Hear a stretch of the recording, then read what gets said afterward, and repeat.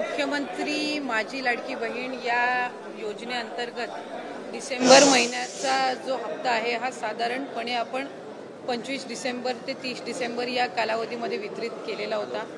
या महिन्याचा जानेवारी महिन्याचा म्हणजे नवीन वर्षाचा पहिला जो लाभ आहे डीबीटी आहे ते 26 जानेवारीच्या आत त्याची सुरुवात ही आम्ही करत आहोत आणि त्या संदर्भातलं जे आर्थिक नियोजन आहे ते सुद्धा अर्थ विभागाकडून आम्हाला महिला व बालविकास विभागाला प्राप्त झालेला आहे।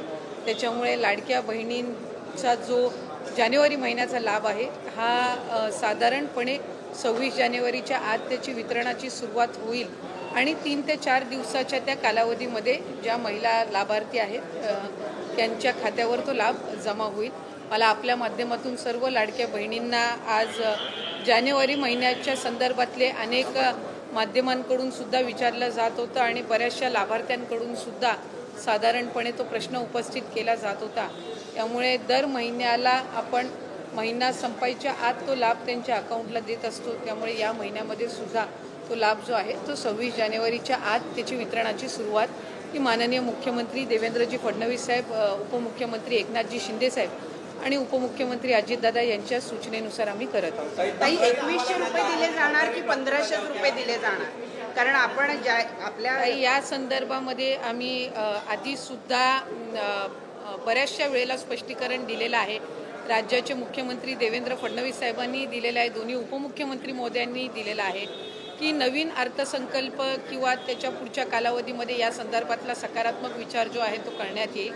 त्याच्यामुळे सध्याच्या या महिन्याच्या याच्यामध्ये 1500चा लाभ जो चालू आहे तो आपण त्यांच्या खात्यामध्ये वितरित करत आहोत।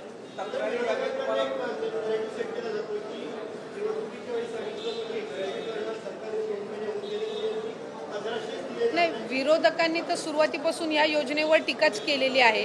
त्याच्यामुळे सुरुवातीला तर ते म्हणायचे की 1500 सुद्धा राज्याला कुठंतरी आर्थिकरित्या खपाट्याला नेण्याचं काम हे सरकार करत आहे, महायुतीचं सरकार करत आहे, असे वेगवेगळे त्यांनी आरोप केलेले आहेत। त्यांनी त्यांच्या मॅनिफेस्टोमध्ये सुद्धा 3000 ते करतील अशा पद्धतीचं त्यांनी काही घोषणा त्यावेळेला केलेली होती। मॅनिफेस्टो हा ज्या वेळेला एखादी युती किंवा आघाडी करत असते त्यावेळेला निश्चितपणाने त्या जे काही घोषणापत्र असतं त्याला अधीन राहूनच कुठलंही सरकार किंवा युती काम करत असते। आम्ही महायुती जे आहेत ते राज्याचे मुख्यमंत्री देवेंद्रजी फडणवीस साहेब, उपमुख्यमंत्री एकनाथजी शिंदे साहेब आणि अजितदादांच्या नेतृत्वाखाली त्या संदर्भामध्ये काम करत आहोत।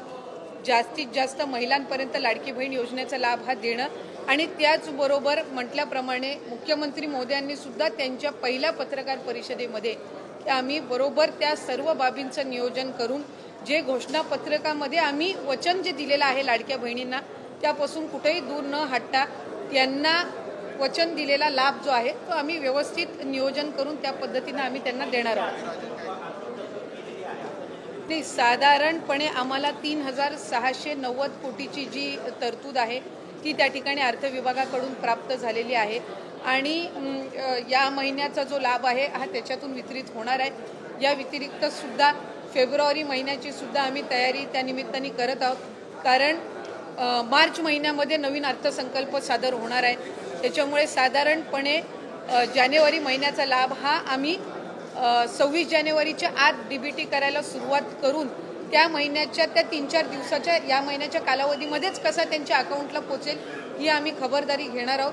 फेब्रुवारी महिन्याचं नियोजन सुद्धा आम्ही त्या पद्धतीनं करत आहोत आणि अर्थसंकल्प सादर झाल्यानंतर त्यावेळेला सुद्धा प्रत्येक महिन्यामध्ये कुठेही खंड पडता कामा नये या पद्धतीची आम्ही उपाययोजना विभाग म्हणून घेत आहोत।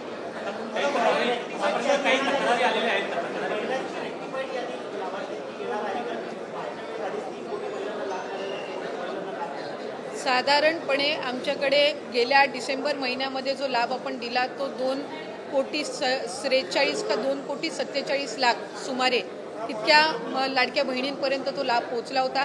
काही तक्रारी आमच्याकडे प्राप्त झाल्या, काहींनी स्वतःहून सुद्धा त्यांचा जो लाभ आहे त्यांना उत्पन्नामध्ये वाढ झाली आहे किंवा कुठे ड्युप्लिकेशन झालेलं आहे, त्यांनी दुबार भरलेला आहे किंवा एका योजनेचा लाभ घेतलेला आहे ते त्यांना 2-3 महिन्याच्या कालावधीमध्ये जाणवलेला आहे। कारण बऱ्याचशा वेळेला जो या योजनेचा लाभ आहे तो 3 महिन्याचा एकत्र सुद्धा आम्ही वितरित केलेला आहे दिवाळीच्या पार्श्वभूमीवर।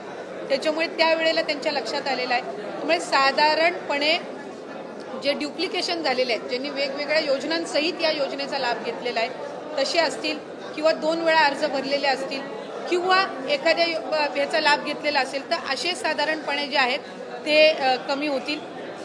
त्यामुळे फार काही त्याच्यामध्ये लाभार्थ्यांच्या संख्येमध्ये फार काही फरक हा पडणार नाही. स्वइच्छेने आणि अशा काही क्रॉस व्हेरिफिकेशनमध्ये किंवा खालून स्थानिक प्रशासनामधनं ज्या तक्रारी आलेल्या आहेत त्यातून जी काही थोडीफार कमी होतील ते, आणि इतर जी क्रॉस व्हेरिफिकेशन आहे ज्यांचं उत्पन्नाचं आणि इतर दाखले अजून सबमिट झालेले नाही आहेत हे ग्रॅज्युअली होत राहील. त्यामुळे साधारणपणे या महिन्यामध्ये जो आकडा आहे तो आधीच्याच सारखा राहील. काही 1% जर त्याच्यामध्ये काही फरक झाला तर, म्हणजे जर 1-2 लाखाचा जर फरक झाला तर. काल महायुतीची बैठक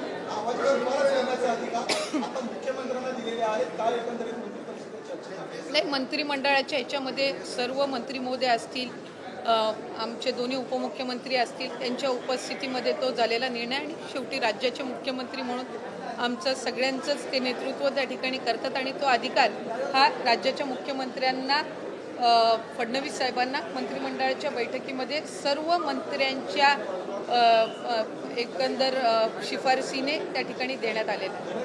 काल महायुतीची बैठक पार पडली. त्या बैठकीमध्ये धनंजय मुंडे उपस्थित नव्हते. आज मंत्री परिषद झाली, तसेच आज कॅबिनेट झाली, तिथे उपस्थित नाही. कुठेतरी त्यांच्यावर राजीनाम्याचा दबाव आहे, यामुळे ते साईडला होतात. ते मला वाटते त्या संदर्भातली जी काही चर्चा आहे ती त्यांची राज्याचे मुख्यमंत्री फडणवीस साहेब, अजितदादा, आमच्या पक्षाचे नेतृत्व यांच्या सोबतच्या स्तरावर असेल.